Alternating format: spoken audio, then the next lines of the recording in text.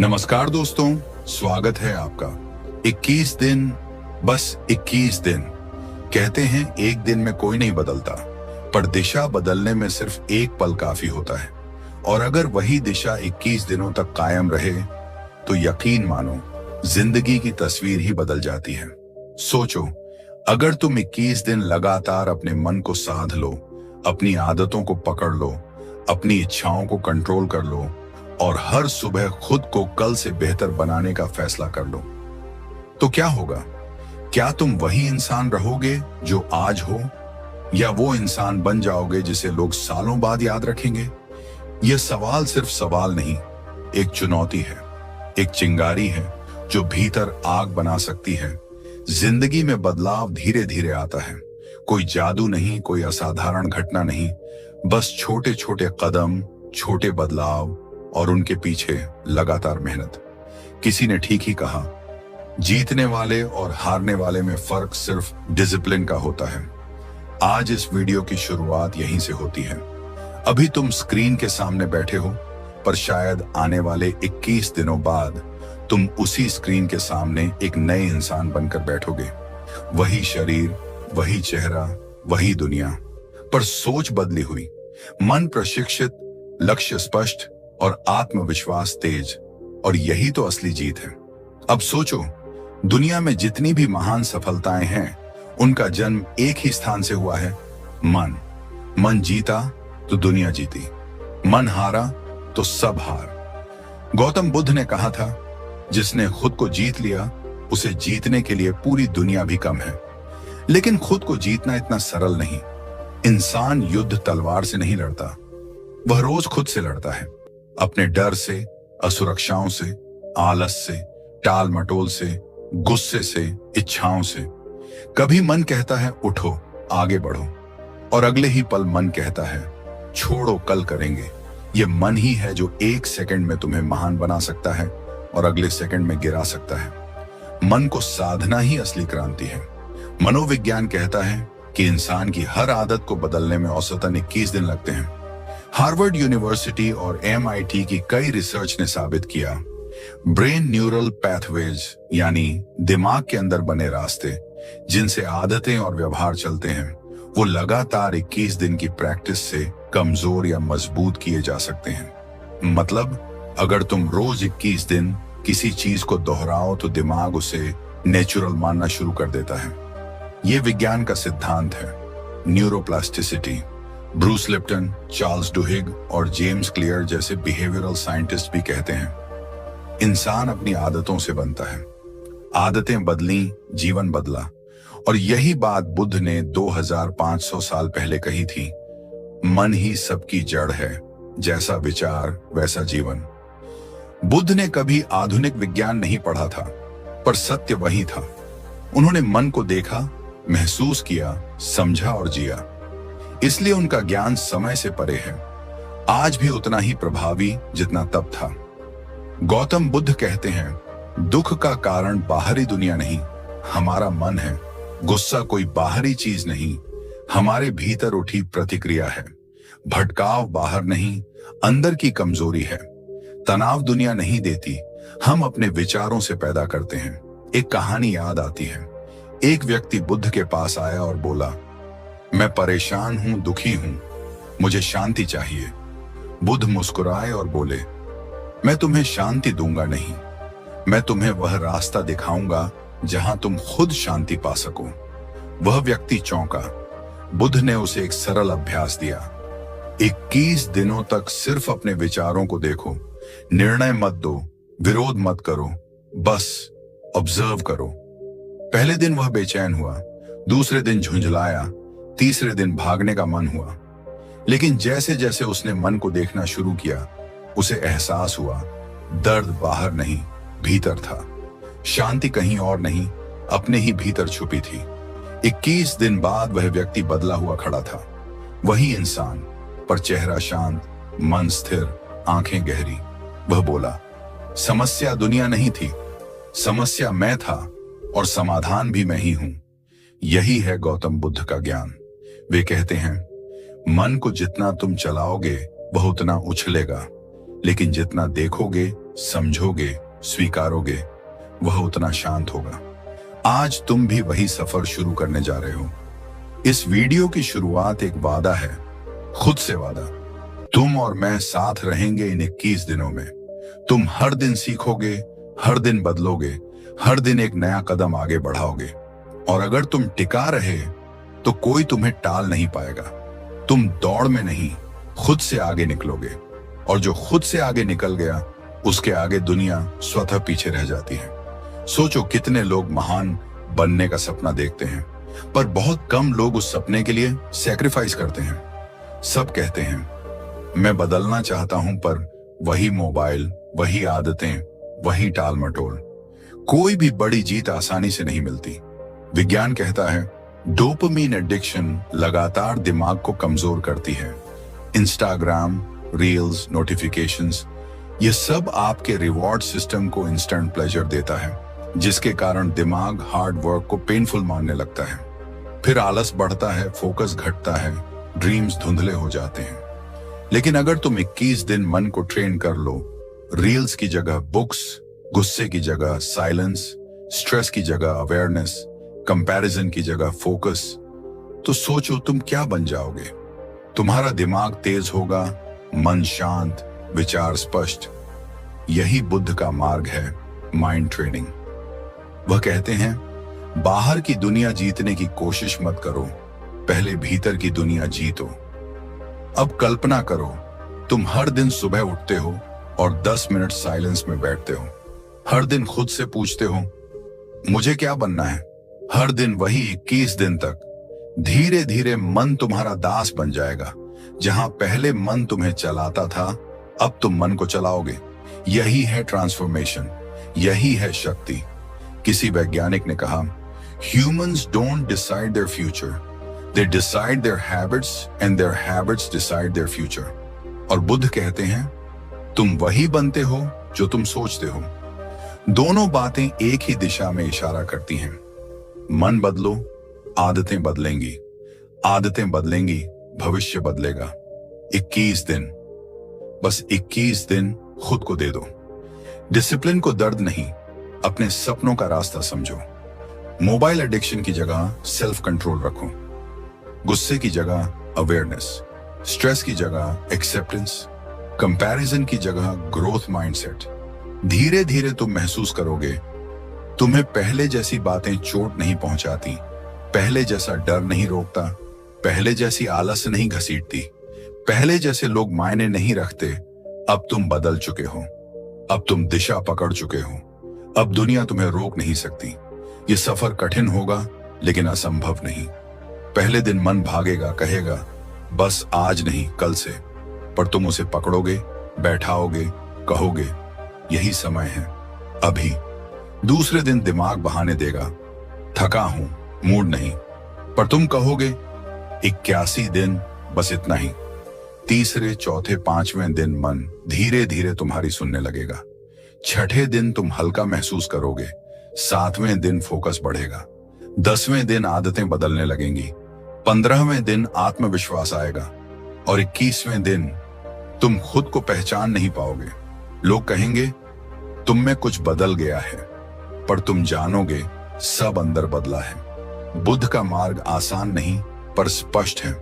वे समाधान नहीं देते, रास्ता देते हैं। वे कहते हैं ध्यान में बैठो, मन को देखो, विचारों को बहने दो, उन्हें पकड़ो मत।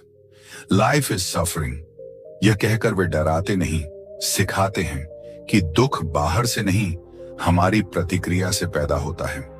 अगर हम 21 दिन अपनी प्रतिक्रिया बदल दें, सोच बदल दें, तो जीवन खुद बदल जाता है। आज तुम इस वीडियो को देख रहे हो, यह संयोग नहीं, संकेत है। शायद ब्रह्मांड कह रहा है उठो, बदलो, खुद को जीत लो। अभी नहीं तो कब? कल, अगले महीने, अगले साल? नहीं, यही वक्त सही है। तुम्हें बस 21 दिन चाहिए और हर दिन खुद से एक छोटा वादा। मैं हारूंगा नहीं, मैं टालूंगा नहीं, मैं आज बेहतर बनूंगा, और कल और बेहतर। धीरे धीरे दुनिया देखेगी कि तुम पीछे नहीं, आगे निकल रहे हो, शोर से दूर, भीड़ से अलग, अपनी मंजिल की ओर। और ये सिर्फ शुरुआत थी। आगे के हिस्से में हम 21 दिनों की गहराई में उतरेंगे। कैसे मन को साधना है, कैसे विचारों को कंट्रोल करना है, कैसे आदत बदलनी है, कैसे बुद्ध की सीख को रोजमर्रा की जिंदगी में उतारना है। अगर आप तैयार हैं, और अब शुरू होती है वास्तविक साधना। अब शुरू होता है 21 दिनों का वह सफर जो एक सामान्य इंसान को असाधारण बना सकता है। कोई लक्ष्य बड़ा नहीं होता, बस पहला कदम छोटा होता है। यही पहला कदम है डे 1। यह यात्रा आसान नहीं पर खूबसूरत है। पहले दिन तुम्हारा काम सिर्फ इतना है कि अपने विचारों को देखना शुरू करो। हर वह विचार पकड़ो जो तुम्हें नीचे खींचता है। मैं नहीं कर सकता, मेरे बस का नहीं, लोग क्या कहेंगे, कितना मुश्किल है, मेरा भाग्य खराब है। आज सिर्फ ऑब्जर्व करना है, रोकना नहीं, लड़ना नहीं, बस देखना है। मनोविज्ञान कहता है कि हम हर दिन करीब 60 से 70 हजार विचार सोचते हैं और उनमें से 80% विचार नकारात्मक होते हैं। यह आंकड़ा डरावना नहीं, सूचना है, क्योंकि अगर इन विचारों को देखा जाए, पहचाना जाए, तो उन्हें बदला जा सकता है। कॉग्निटिव बिहेवियरल थेरेपी यानी CBT बताती है कि जब इंसान अपने विचारों को ऑब्जर्व करना शुरू कर देता है तो वह अपने माइंड पैटर्न्स को समझने लगता है और धीरे धीरे नकारात्मक विचारों की पकड़ ढीली होने लगती है। बुद्ध ने भी कहा था, विचारों को आने दो, जाने दो, लेकिन उन्हें पकड़कर अपना मत बनाओ। पहले दिन यही साधना है। बस देखो, सोचो, मन किस दिशा में भागता है, क्या सोचकर दुखी होता है, किस बात से डरता है, क्या अपेक्षा रखता है।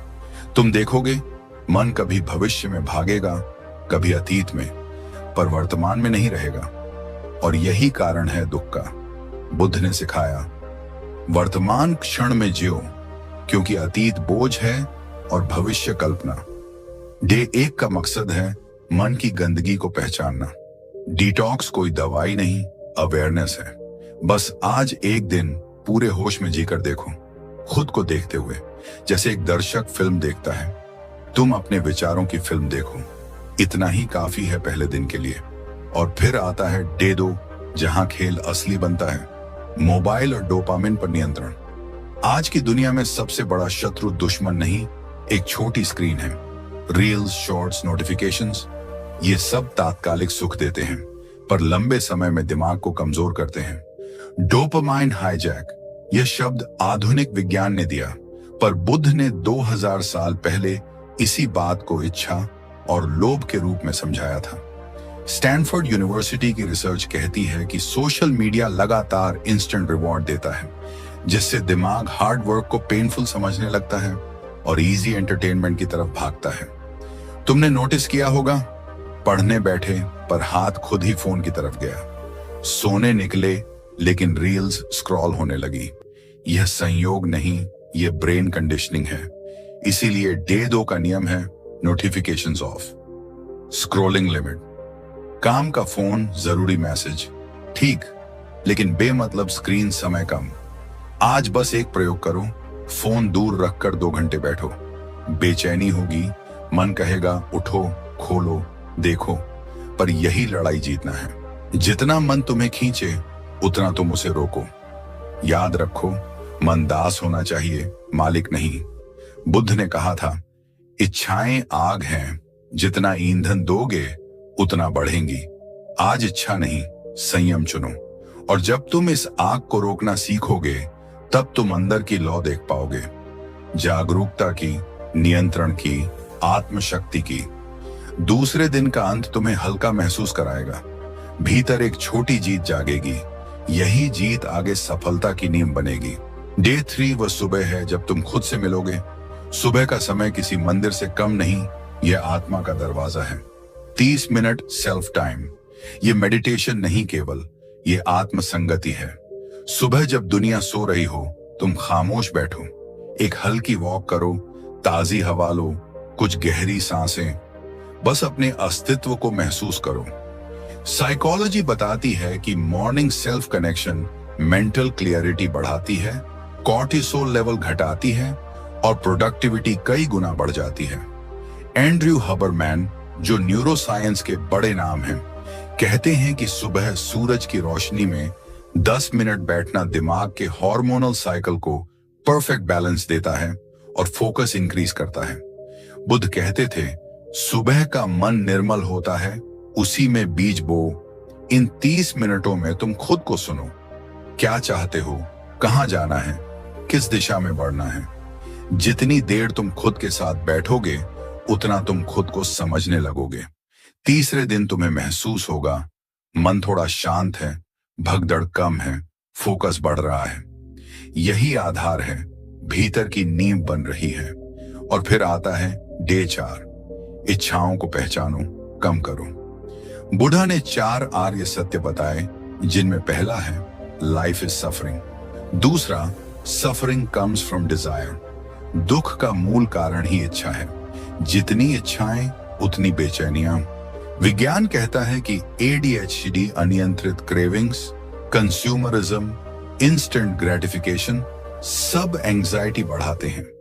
पर जब इच्छा थोड़ी कम होती है, मन स्वतः शांत हो जाता है। सोचो, कितने दुख इसलिए होते हैं कि हमें कुछ चाहिए जो मिला नहीं। प्रमोशन चाहिए था, नहीं मिला, दुख। रिलेशनशिप परफेक्ट चाहिए था, नहीं हुआ, दुख। लाइफ वैसी चाहिए जैसी कल्पना की, नहीं मिली, दुख। पर अगर थोड़ी इच्छा कम हो, एक्सेप्टेंस बढ़े, तो दुख भी कम। इच्छाएं छोड़ना त्याग नहीं, स्वतंत्रता है। बुद्ध कहते थे, जो कम में संतुष्ट है उसके पास दुनिया की सबसे बड़ी संपत्ति है, संतोष। आज का अभ्यास छोटी चीजों से संतुष्टि ढूंढना है। स्वादिष्ट भोजन नहीं मिला, ठीक। ट्रैफिक में फंस गए, ठीक। मौसम खराब है, ठीक।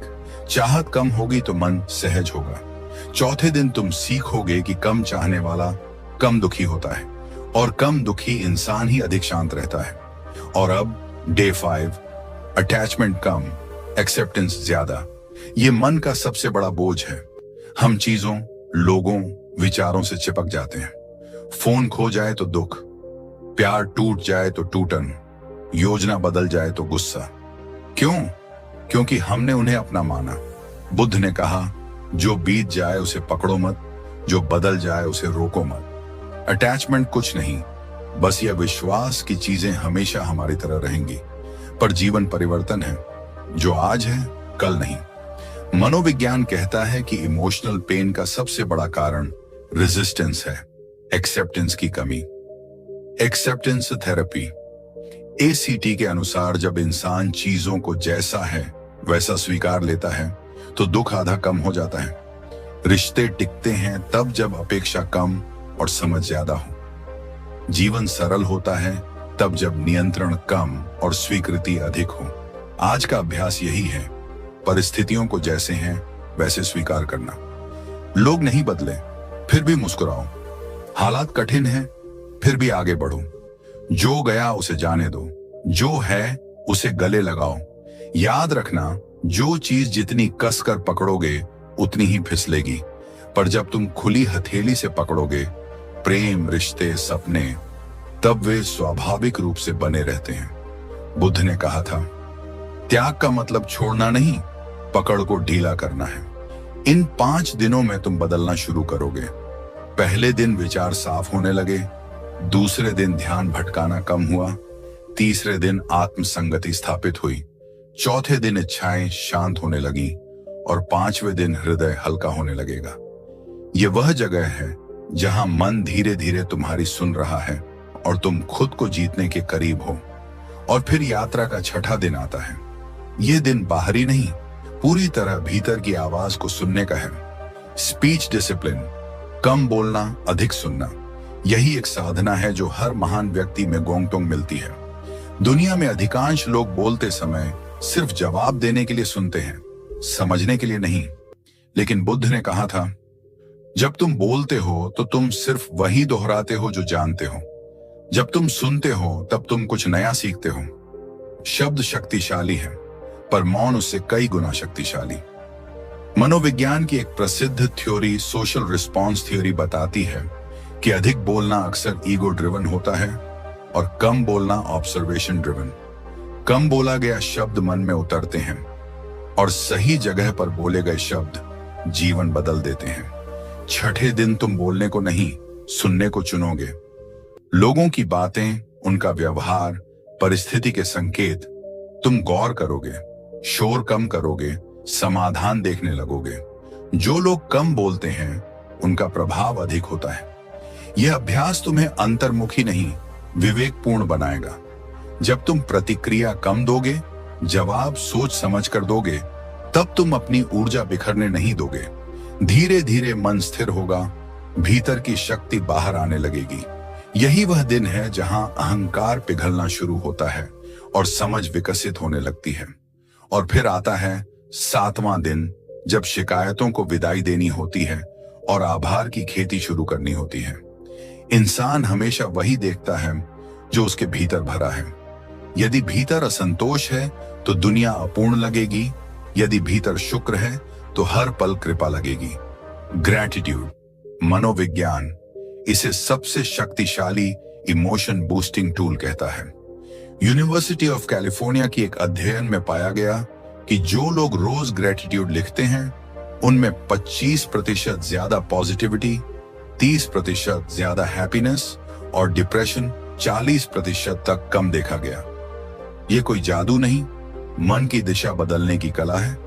आज से तुम शिकायतें बंद करोगे। मौसम कैसा भी हो, जीवन कैसा भी हो, लोग कैसे भी हों, तुम सिर्फ शुक्र करोगे। रोज 3 बातें लिखोगे जिनके लिए तुम आभारी हो। शायद तुम ये लिखोगे कि आज तुम सांस ले रहे हो, अपने पैरों पर चल पा रहे हो, या तुम्हारे पास खाने को रोटी है।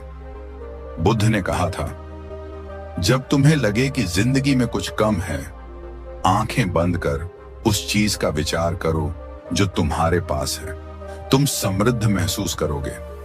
7वें दिन से तुम्हारे विचारों का प्रवाह नकारात्मक से सकारात्मक की तरफ मुड़ने लगेगा। शिकायतों की जगह धन्यवाद लेने लगेगा, और जब धन्यवाद बढ़ता है, अभाव की आग शांत होती है। 8वां दिन, वह दिन जब तुम क्रोध की ज्वाला को पहचानना सीखोगे। गुस्सा कोई दुश्मन नहीं, अनियंत्रित ऊर्जा है। चेतना के बिना यह आग जलाती है, जागरूकता में यह प्रकाश बनती है। आज तुम्हें बस एक काम करना है। गुस्सा आए तो 10 सेकंड रुकना है, प्रतिक्रिया नहीं, अवलोकन करना है। एक गहरी सांस, बस इतना ही। न्यूरोसाइंस बताता है कि गुस्सा आने पर अमिग्डाला सक्रिय होती है और लॉजिकल ब्रेन थम जाता है, लेकिन मात्र 6 से 10 सेकंड का विराम नियोकॉर्टेक्स को सक्रिय कर देता है और इंसान सोचकर प्रतिक्रिया देता है। उसी समय निर्णय जीवन बदलते हैं। बुद्ध ने कहा, क्रोध को मत पकड़ो, यह हाथ में अंगार रखने जैसा है, पहले तुम्हें जलाएगा फिर किसी और को। एक वास्तविक कहानी तुम्हें समझाएगी। एक व्यक्ति ऑफिस में डांट के कारण घर आया, गुस्से में बीवी से लड़ पड़ा, फिर बच्चे पर चिल्लाया। बच्चा दुखी होकर सो गया। गुस्सा खत्म हुआ पर रिश्ते जल गए। जो विराम उसने नहीं लिया वही जीवन बदल सकता था। आज तुम वह विराम लोगे। जब गुस्सा आए, उस ऊर्जा को महसूस करना, जैसे दिल तेज धड़क रहा हो, सांसें भारी हों, शरीर गर्म हो रहा हो। सब देखना पर बहना नहीं। धीरे धीरे तुम सीखोगे कि भावनाएं तुम्हारी दास हैं, तुम उनके दास नहीं। 8वां दिन तुम्हें भीतर से मजबूत करता है, क्योंकि असली वीर वह नहीं जो युद्ध जीते, बल्कि वह जो स्वयं पर विजय पाए। 9वां दिन, काम खामोशी से।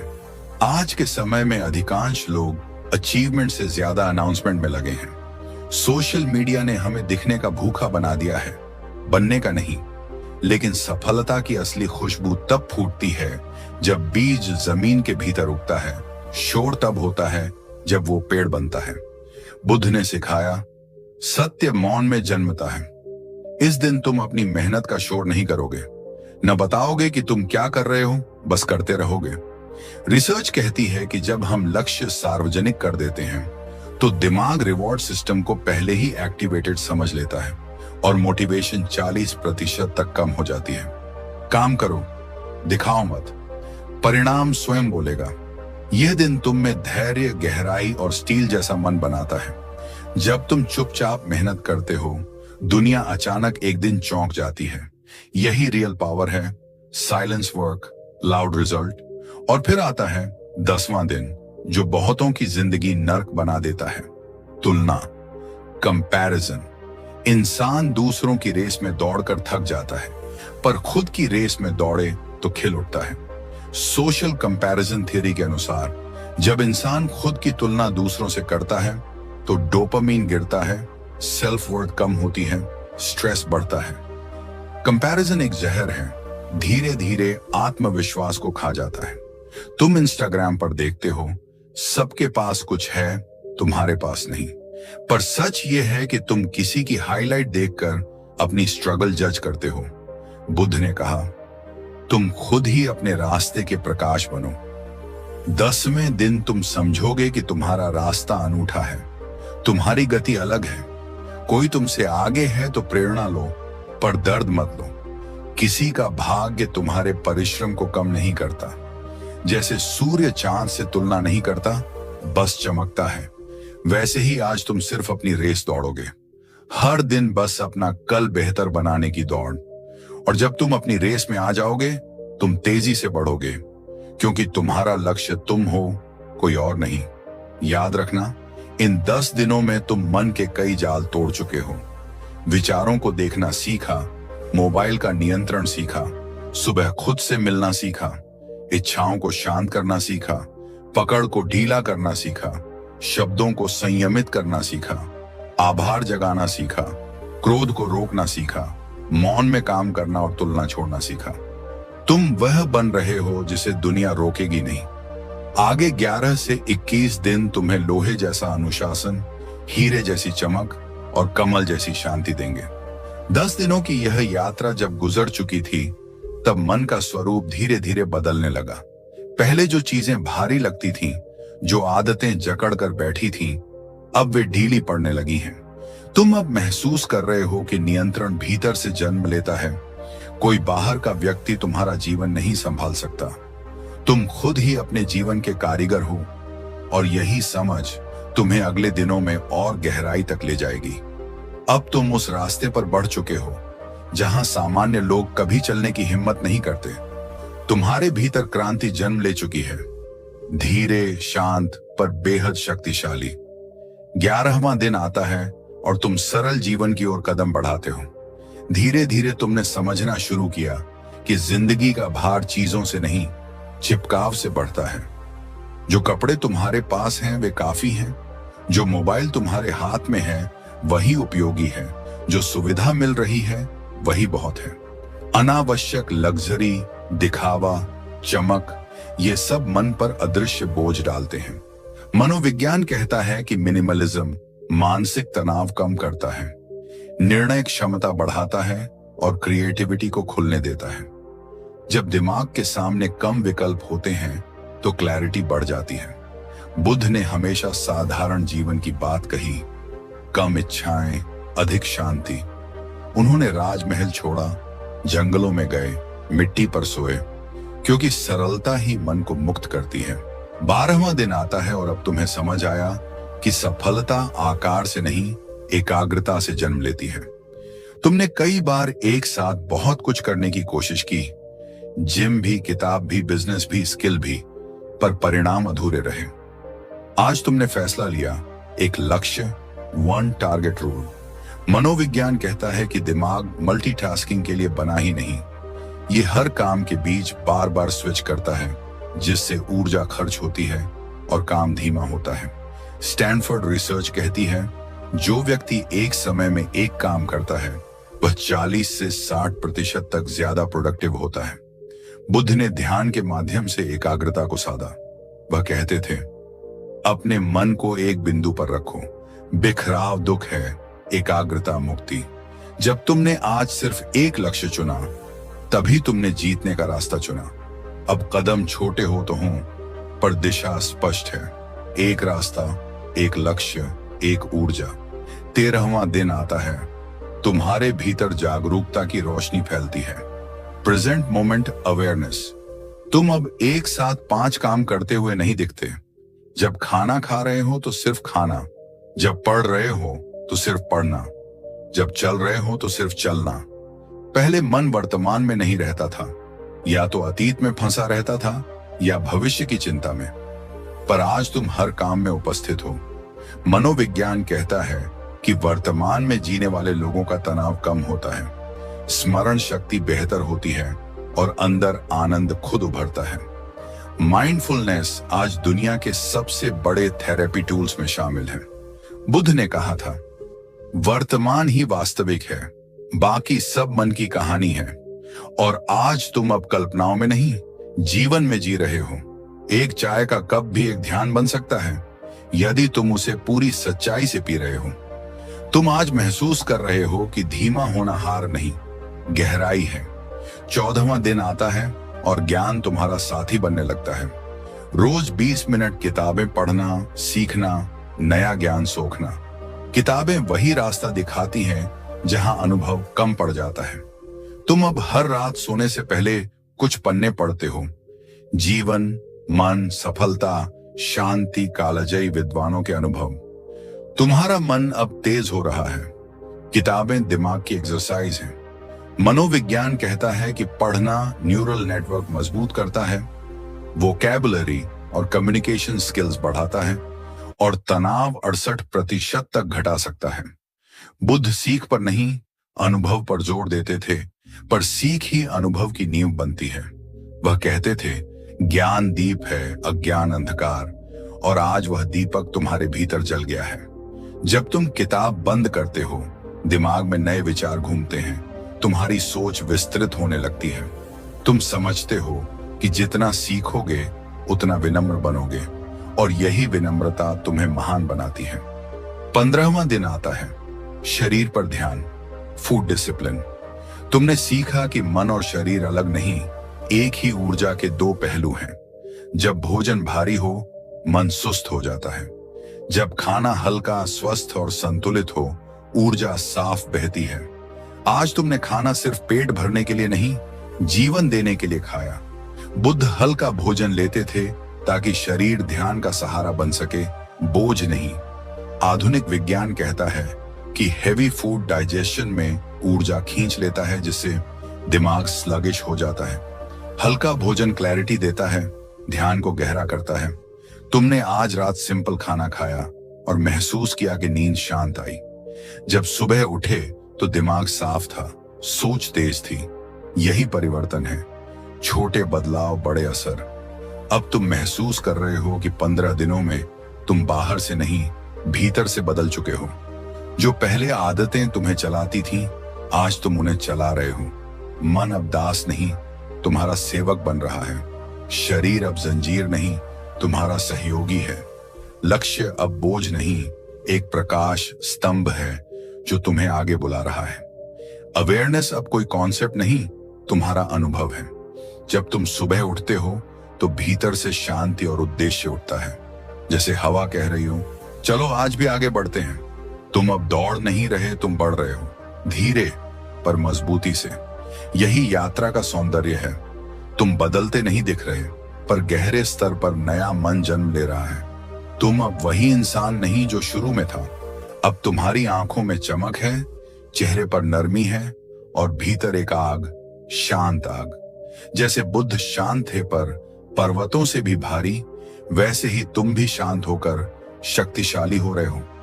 विज्ञान, मनोविज्ञान, बुद्ध का ज्ञान, सब मिलकर तुम्हें एक नई दिशा दिखा रहे हैं। 15 दिनों के बाद तुम अब एक नए स्तर पर पहुंच चुके हो। तुम्हारी सोच हल्की हो रही है, मन साफ महसूस होता है। तुम्हारा चेहरा अब तनाव से कठोर नहीं, बल्कि शांत चमक से भरा है। लेकिन असली परिवर्तन अभी बाकी है। असली परीक्षा अब शुरू होती है, मन की गहराई यहीं खुलती है। 16वां दिन आता है, अहंकार का सामना। ईगो, यह सबसे सूक्ष्म पर सबसे भारी जाल। अहंकार वही है जो कहता है, मुझसे बेहतर कोई नहीं, मैं सही हूं, मेरी ही जीत जरूरी है। बुद्ध ने कहा था, अहंकार बुद्धि का सबसे बड़ा शत्रु है। तुम देखते हो कि जब भी तुम जीतते हो, अंदर एक आवाज कहती है, देखा, मैं महान हूं। जब कोई तुम्हारी आलोचना करता है तो तुरंत मन जलता है।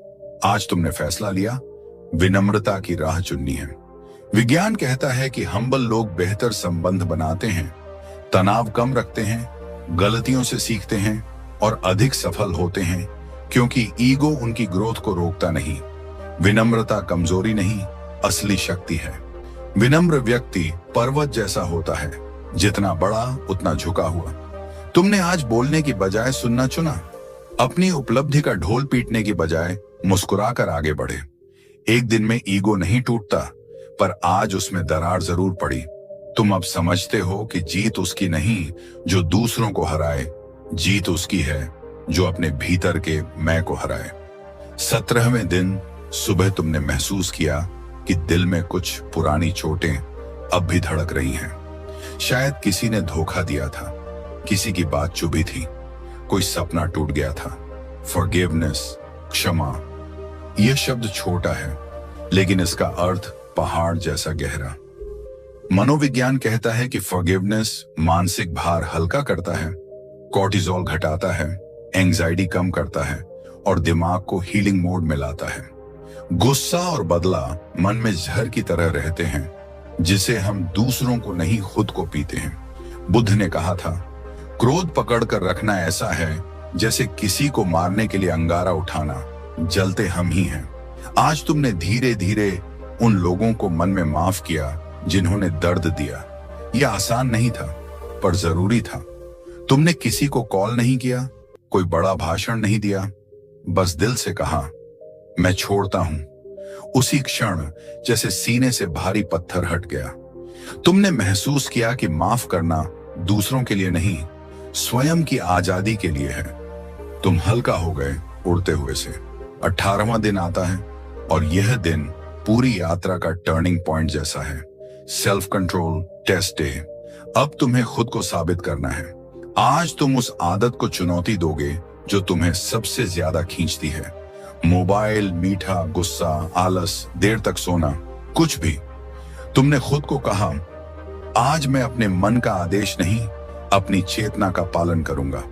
विज्ञान बताता है कि सेल्फ कंट्रोल मसल की तरह है, जितना उपयोग करोगे उतना मजबूत होगा। इस दिन तुम अपने टेम्पटेशन से भिड़े। मोबाइल उठाया तो मन ने कहा, बस 5 मिनट, पर तुमने धीरे से रखा। सामने मनपसंद भोजन था, पर तुमने हल्का खाया। कोई नाराज हुआ तो तुमने प्रतिक्रिया नहीं दी। और रात जब सोने गए तुमने महसूस किया, मैं हार नहीं, जीत कर सो रहा हूं। तुमने अपने मन को मालिक नहीं, सेवक बनने पर मजबूर कर दिया। यह दिन ट्रांसफॉर्मेशन का प्रमाण है। तुम टूटे नहीं, तुम बने।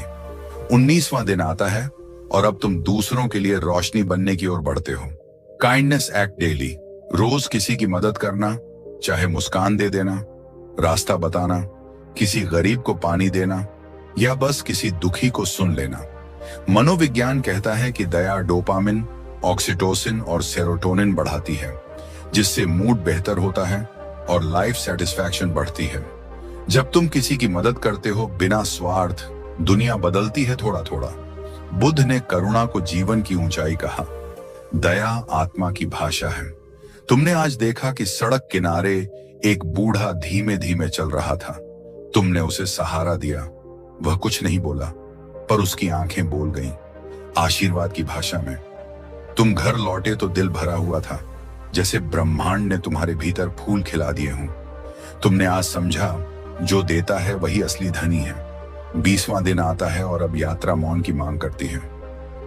Silence our.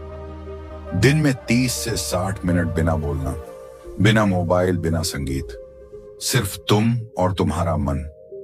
पहले यह अजीब लगा, जैसे मन भाग रहा हो, कहीं फोन उठाने को, कहीं सोचों के शोर में। पर धीरे धीरे मौन गहरा हुआ। तुमने सुना कि भीतर कितनी आवाजें हैं, कितनी परतें हैं, कितनी इच्छाएं फुसफुसाती हैं।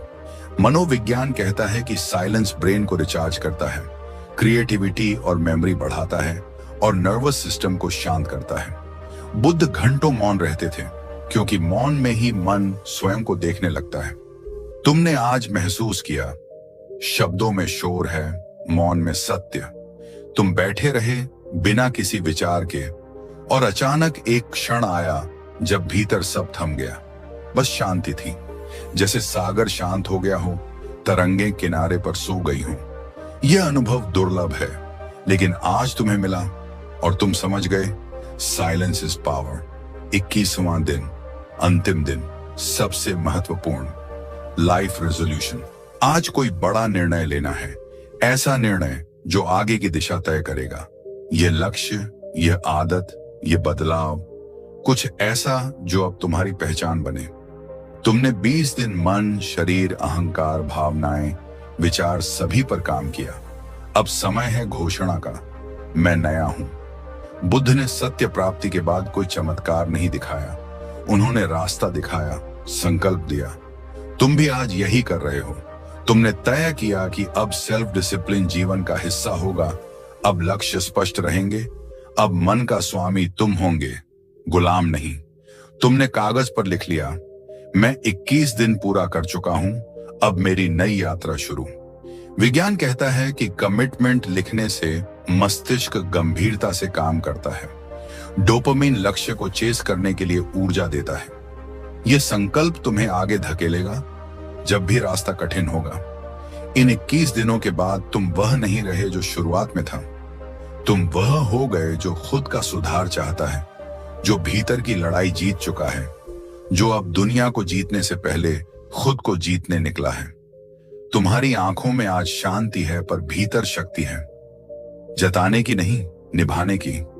ये यात्रा समाप्त नहीं, ये तो शुरुआत है। तुम अब पीछे नहीं देखोगे, तुम रुकने नहीं वाले। अब चाहे दुनिया कुछ भी कहे, तुम आगे बढ़ोगे। तुमने सिद्ध कर दिया कि मन जीता जा सकता है, आदतें बदली जा सकती हैं, जीवन नया लिखा जा सकता है। याद रखना, दुनिया उसी को झुकती है जिसने अपने भटकते मन को साथ लिया हो। तुमने 21 दिन दिए, बदले में जीवन तुम्हें नई दिशा दे चुका है। अब आगे तुम्हें ही इसे निभाना है। कदम सवाल उठेंगे, मन डगमगाएगा, पर हर सुबह तुम्हें अपने इस रूप की याद करनी है। शांत, अनुशासित, विनम्र, दयालु, जागरूक और लक्ष्य पर केंद्रित। यही तुम्हारा नया जन्म है। और अगर तुमने यहां तक सुना है तो तुम साधारण नहीं। तुम उन लोगों में हो जो सिर्फ सोचते नहीं, करते हैं। ऐसे लोग दुनिया नहीं बदलते, अपनी दुनिया बदलते हैं। और जब अपनी दुनिया बदलती है, पूरी दुनिया बदलती हुई महसूस होती है। और फिर जब मन ने 21 दिनों की इस तपस्या का स्वाद चखना शुरू किया, तब व्यक्ति कुछ ऐसा महसूस करने लगता है जिसकी तलाश में वह सालों तक भटकता रहा था। शांति, फोकस और भीतर की रोशनी। अब हम आगे बढ़ते हैं उस अवस्था की ओर जहां इंसान सिर्फ लक्ष्य नहीं पाता, बल्कि खुद को पा लेता है। डे 16 आता है, जहां अहंकार की चुप लड़ाई शुरू होती है। ईगो, जिसे हम अक्सर अपनी ताकत समझ बैठते हैं, जबकि मनोविज्ञान कहता है कि अहंकार इंसान की सबसे बड़ी कैद है। कार्ल जंग कहते थे, जो व्यक्ति अपने भीतर के ईगो को पहचान लेता है, वही सच्चे अर्थों में स्वतंत्र होता है। इंसान का असली बड़प्पन विनम्रता में होता है। गौतम बुद्ध का वचन है, विनम्रता उस वृक्ष की तरह है जो फल लगने पर झुकता है। जब तुम अहंकार को छोड़कर विनम्र बनते हो, तभी तुम्हारा ज्ञान गहरा होता है। ईगो हमेशा बोलता है, मैं सही। बुद्ध कहता है, समझो, देखो, महसूस करो, फिर निर्णय लो। ये 16वां दिन तुम्हें अपने भीतर की कठोरता को पिघलाते हुए दयालु बनना सिखाता है। और फिर 17वां दिन आता है, क्षमा का। फॉरगिवनेस वो दवा है जो पहले देने वाले को ठीक करती है। वैज्ञानिकों ने पाया कि माफ करने वाले लोगों में तनाव स्तर 27% तक कम होता है, नींद बेहतर होती है और प्रोडक्टिविटी बढ़ती है। मन हल्का होता है तो विचार तेज हो जाते हैं। गौतम बुद्ध ने कहा है, क्रोध को पकड़े रखना ऐसा है जैसे किसी और पर फेंकने के लिए अंगारे को हाथ में पकड़े रहना। जलेगा तुम ही। जब तुम लोगों को, हालातों को, खुद को माफ कर दोगे, तब देखोगे अंदर कितनी जगह खाली हो गई है, नए विचारों के लिए, नई ऊर्जा के लिए, नई शुरुआत के लिए। फिर आता है 18वां दिन, टेम्पटेशन का टेस्ट। आज तुम चॉकलेट, मोबाइल, गुस्सा या किसी भी लालच से खुद को रोक कर देखो। मनोवैज्ञानिक रिसर्च कहती है, जो लोग डिलेड ग्रेटिफिकेशन सीख लेते हैं, उनकी सफलता की संभावना 40% तक बढ़ जाती है। यह वही विल पावर है जो महान लोगों को भीड़ से अलग करती है। आज एक छोटा टेस्ट, अपने मन के आदेश पर नहीं, 19वां दिन आता है दयालुता। छोटी सी काइंडनेस एक्ट रोज, किसी की मदद, एक मुस्कान, एक अच्छा शब्द। मनोविज्ञान कहता है जब मानव किसी की सहायता करता है तो दिमाग में ऑक्सीटोसिन बढ़ता है, जिससे खुशी, अपनापन और मानसिक स्वास्थ्य मजबूत होता है। बुद्ध कहते हैं खुशी बांटने से बढ़ती है। आज तुम किसी एक इंसान के लिए कुछ ऐसा कर देना जो उसका दिन रोशन कर दे। देखना जग तुम्हें वही लौटाएगा, बड़ा रूप लेकर। डे 20 मौन का दिन। 30 से 60 मिनट चुप, साइलेंस मन की जिम है।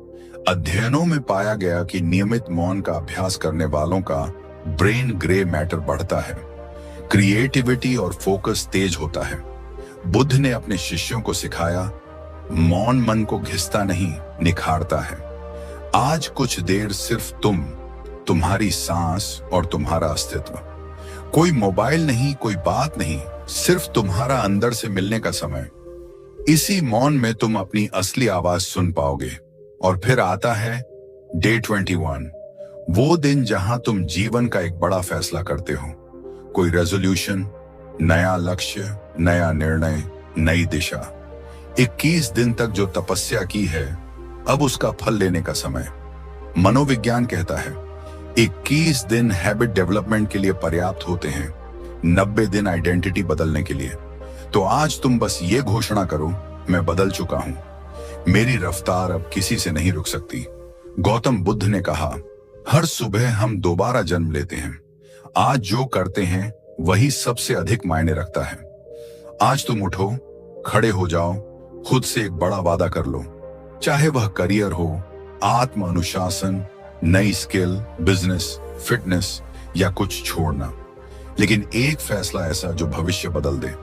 और अब सवाल, इन 21 दिनों के बाद क्या बदलेगा?